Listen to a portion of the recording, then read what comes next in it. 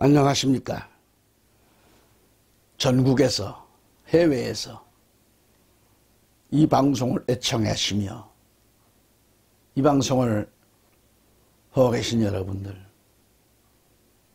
오늘도 주 예수 그리스도의 은혜가 여러분 가정과 교회 위에 또는 일터 위에 함께 하시기를 축복합니다.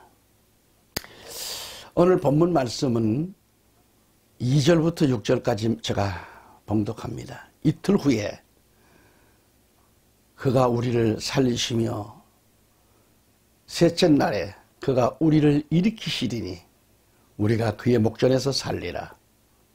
만일 우리가 계속 주를 알고자 하면 그때 우리가 알게 되리라. 그의 나오심은 아침처럼 마련되어 있으며 그는 우리에게 비처럼 오시리니 땅에 내리는 늦은 비와 이른 비처럼 오시리라. 오 에프라임아, 내가 네게 무엇을 하랴? 오 유다야, 내가 네게 무엇을 하랴? 이는 너희의 선함이 아침 구름 같고 사라지는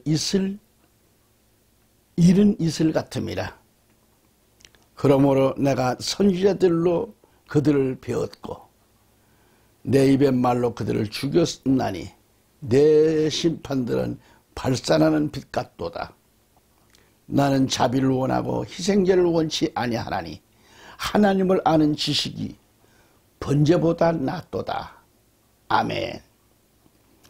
지난 시간에 말씀을 보았듯이 호세아 6장 2절에 이틀 뒤에 그분께서 우리를 되살리시며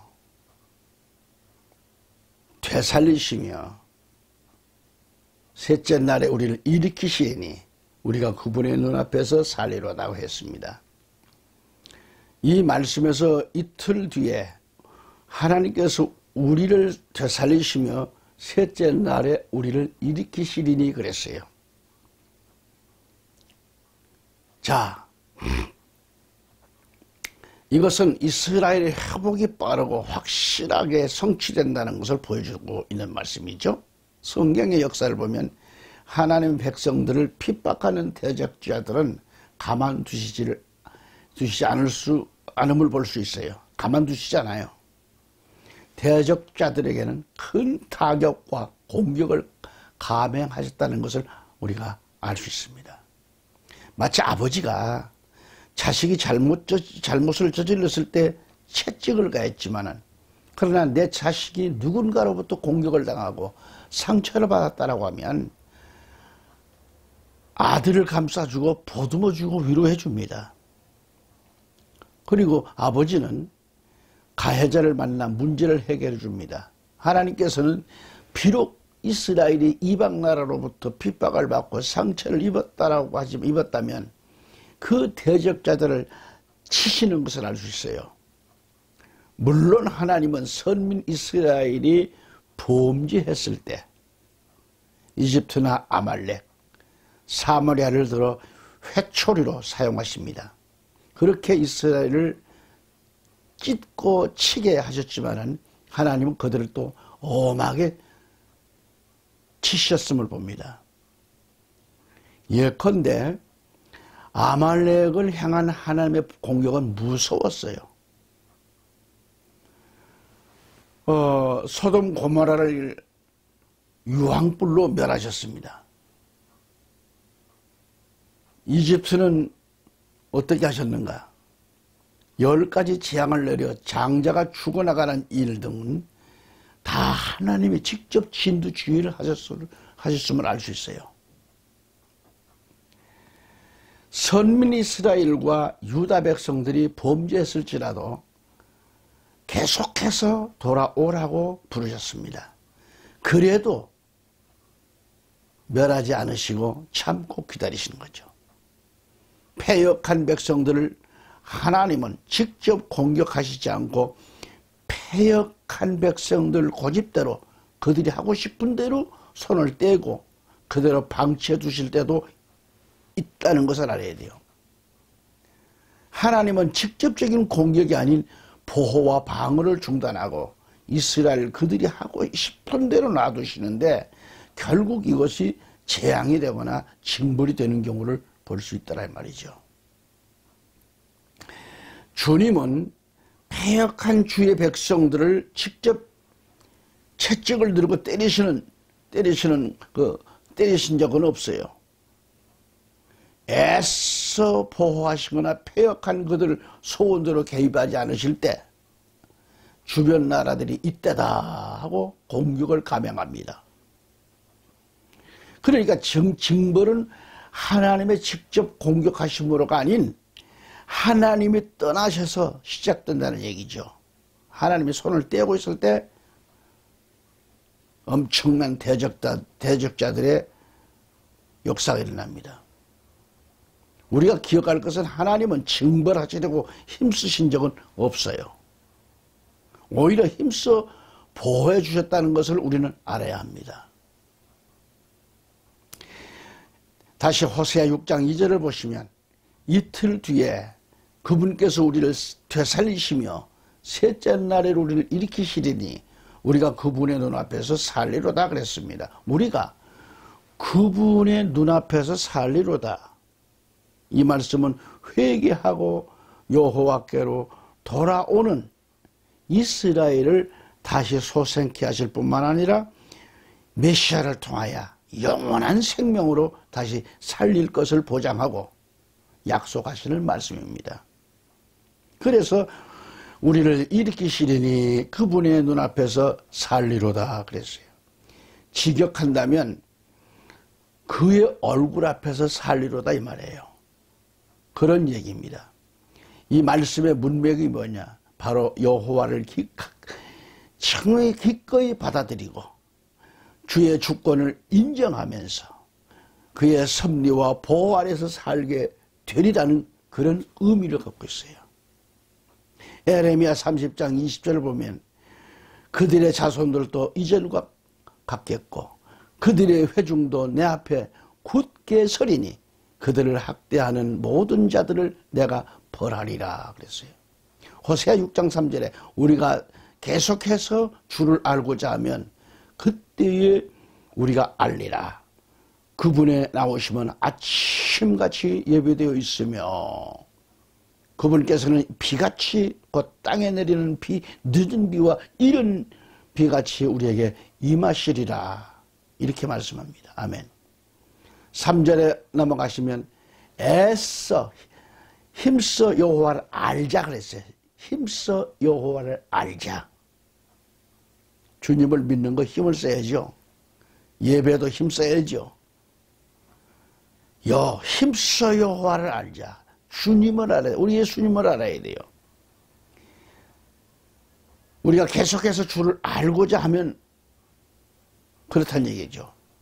여호와를 알고자 하면 이 말씀인 히브리 문문의 다트라는 말인데 이것은 우상 숭배와 배교로부터 돌아서려는 강한 열정을 내포하고 있는 말씀입니다. 다트라는 말이 호세아 4장 1절에도 이스라엘 자손들아 너희는 주의 말씀을 들어라.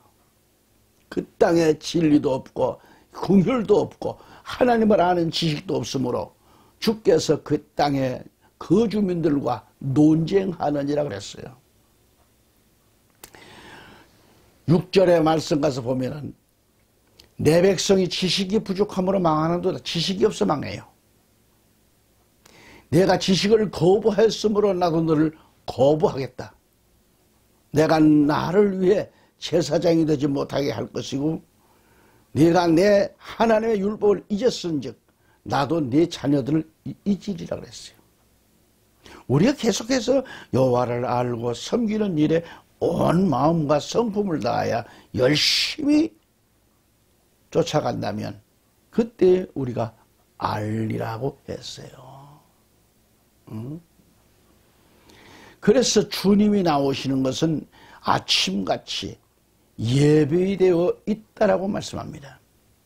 아침같이 예배된 시점은 해가 떠오르는 때를 가리켜요. 해가 해가 솟는 때. 그러므로 본 말씀, 본 구절의 의미는 뭐냐? 여호와의 임재가 새벽처럼 틀림없이 나타난다는 이 사실을 표현하고 있는 얘기예요. 표현한 말씀이죠. 그러니까 우리 예수님께서 임하시는 모습은 비같이, 곧 땅에 내리는 늦은 비와 이른 비같이 우리에게 임하시리라고 말씀하는 겁니다. 땅에 내리는 늦은 비는 추수하기 전 3, 4월 중에 내리는 봄비를 가리키고요.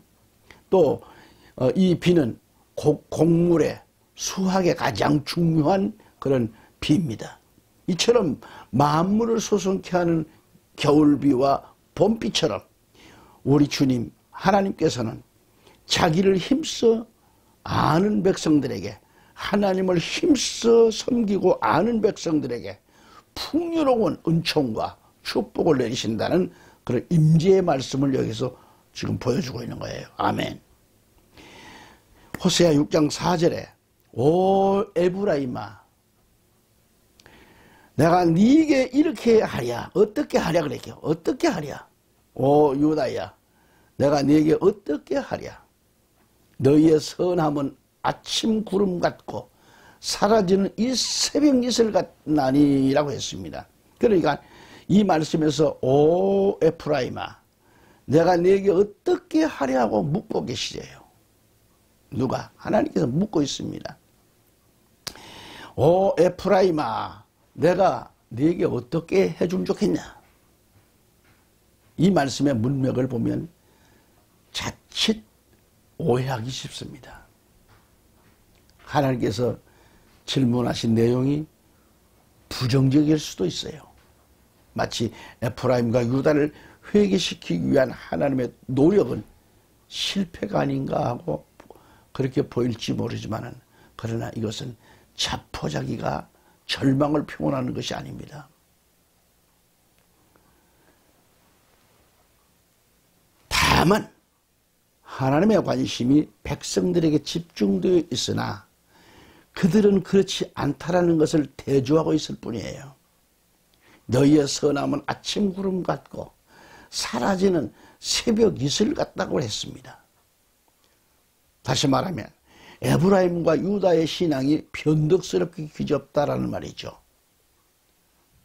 경건의 가변성과 회개의 불완전성함을 지적하는 그런 내용으로서 에프라임과 유다의 그 선행과 충성이 피상적이고 일시적이라는 것을 보여주고 있는 겁니다. 이걸 보시는 거예요. 자, 다시 6장 2절에 이틀 뒤에 그분께서 우리를 되살리시며 셋째 날에 우리를 일으키시리니 우리가 그분 눈앞에서 살리로다. 그래서 살리로다. 이 말씀에서 이틀 뒤에 하나님께서 우리를 되살리시며 셋째 날에 우리를 일으키시리니 그랬어요. 이것은 뭐예요? 이스라엘의 회복이 빠르고 확실하게 성취된다는 것을 보여주고 있는 겁니다. 성경의 역사를 보면 하나님의 백성들을 핍박하는 대적자들, 오늘날로 말하면 성도를 괴롭히는 무리들, 교회를 괴롭히는 무리들, 그들을 가리켜 대적자들이라고 그랬어요. 성경에. 이 대적자들은 가만두시지 않는다는 겁니다. 하나님 백성을 건드리고 괴롭히는 것, 하나님의 선민을 괴롭히는 것, 하나님의 교회를 괴롭히는 것, 그들이 대적자들입니다. 이 대적자들에게는 큰 타격과 공격을 감행하셨어요.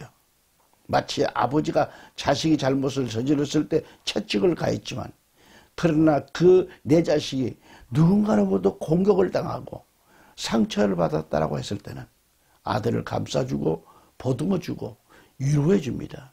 그리고 아버지는 가해자를 만나 문제를 해결해 줬잖아요.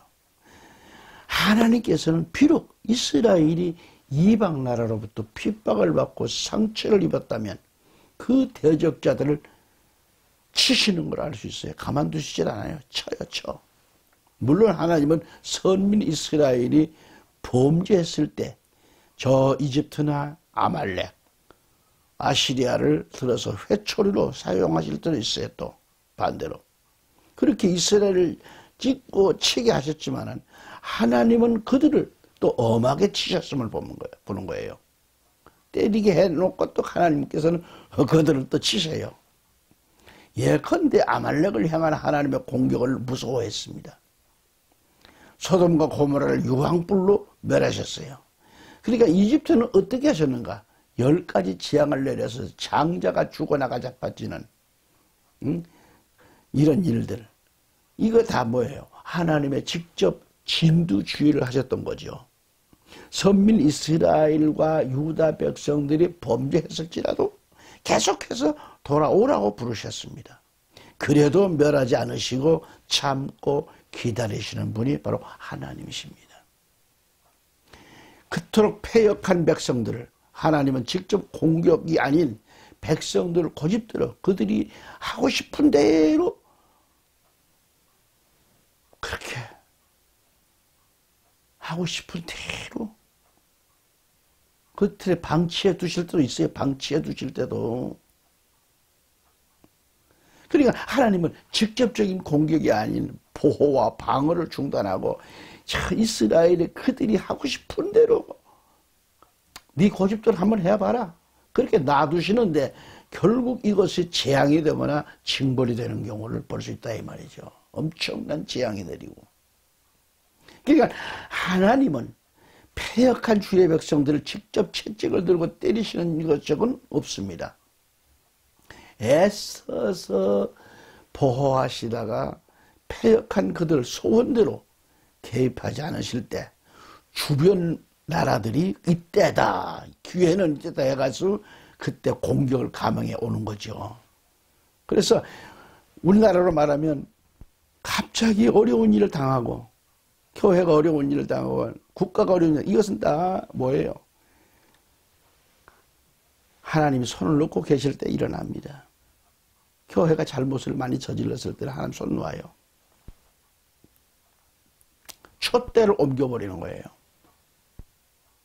깨달을 때까지 놔둔 겁니다. 그러니까 징벌은 뭐예요? 하나님의 직접 공격하심으로가 아닌 하나님이 떠나셔서 시작되는 얘기입니다. 하나님이 그를 간섭 안 하고 떠나세요. 촛대를 옮기세요. 우리가 기억할 것은 하나님은 징벌하시려고 힘쓰신 적은 없다니까요. 오히려 힘써 보호해 주셔서 본임을 알아야 합니다. 그래도 우리가 자꾸 죄악된 길로 고집 부리고 나가면 하나님은 손 떼신다 이거예요. 호세 6장 5절에 그러므로 내가 대언자들로 그들을 넘어뜨리고 내 입의 말들로 그들을 죽였노라. 너에 대한 심판은 앞으로 나아가는 빛 같으니라고 했습니다. 예, 청자 여러분, 여러분들 오늘도 주님의 이름으로 사랑합니다. 오늘 말씀을 보면 이스라엘의 이율 배반적인 그 태도는 급기야 하나님의 심판을 가져왔습니다. 여기 치다의 히브리어 아차브라는 이 하차브라는 것은 도끼로 나무를 베거나 연장으로 파내거나 잘라내는 것을 의미합니다. 하차브라는 말은 이처럼 심판의 직접적인 행위, 즉 파괴를 가져오는 잘라냄을 뜻하고 있습니다. 잘라낸다. 곧 선지자들의 입에서 나오는 여호와의 말씀이 능력의 심판으로 나타나는 것을 가리키는 거예요. 이해가 가십니까? 내 입의 말들로 그들을 죽였노라 그랬어요. 말로 사람을 죽였다고 했습니다. 이 뭐냐? 에프라임과 유다에게 내려지는 심판임이 분명하게 나타납니다. 그 심판은 뭐예요? 마치 빛처럼 나간다는 거죠. 빛처럼. 빛의 속도는 엄청나죠? 빛처럼 나간다. 즉 백성들 위에 내려지는 여호와의 심판은 앞으로 나아가는 빛같이 행해진다는 거죠. 심판이 앞으로 나아가는 빛같이 분명하게 임하기 때문에 어느 누구도 이 심판을 피할 길이 없습니다. 피할 수 없어요. 또한 그 심판은 명백하게 옳으며 의롭고 완전하다 하겠습니다. 킹제임스 6장 6절을 보면 나는 긍휼을 원하고 희생물을 원치 아니하며 번제의 허물보다 하나님 아는 것을 더 원하였으나 그랬어요. 개역성경에 나는 인애를 원하고 제사를 원하지 아니하며 번제보다 뭘? 하나님을 아는 것을 원하노라 그랬습니다.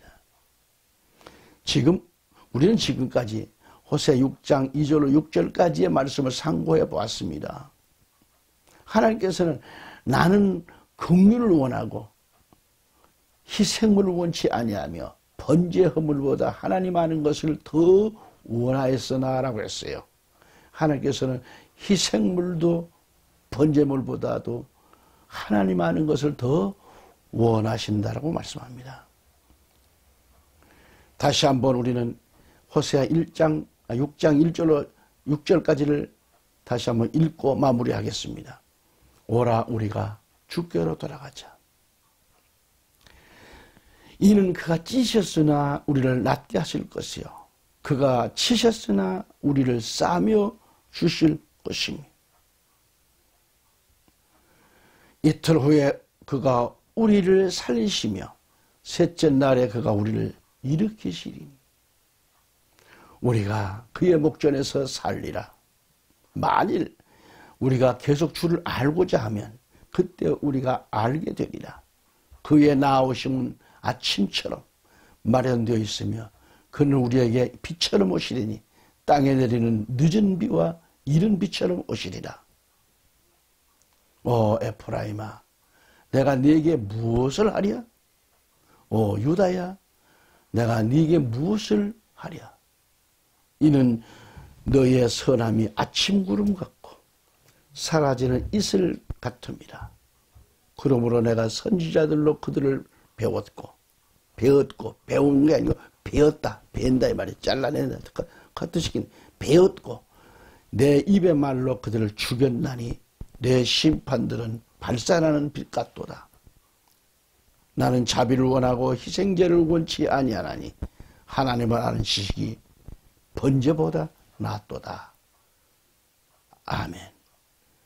자, 1절부터 6절까지의 말씀을 요약해서 말씀드린다면 1절부터 3절까지는 크게 두 가지로 해석을 나눠볼 수가 있는데 첫째, 이스라엘 백성을 향한 호세아 선지자의 권면으로 보는 견해와 둘째는 회개의 날에 백성들 서로가 뉘우치며 권면하는 것으로 보는 견해.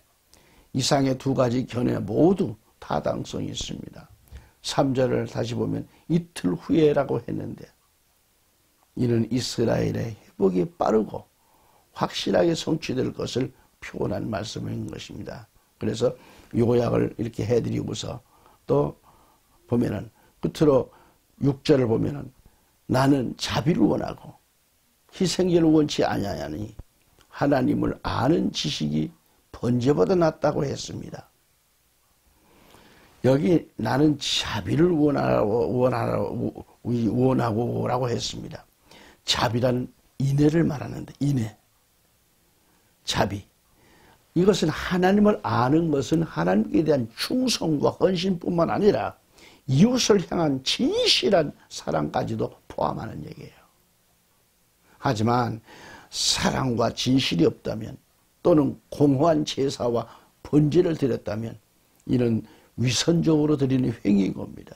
사랑과 진실이 없는 자가 아무리 달콤한 말로 상대의 마음을 움직이는 것은 가증스러운 일이 아닐 수 없습니다.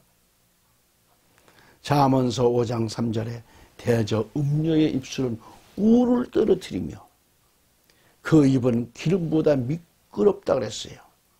사랑과 진실이 없는 달콤한 음녀의 입술과 같은 사탄의 유혹을 단호히 우리는 물리쳐야 합니다.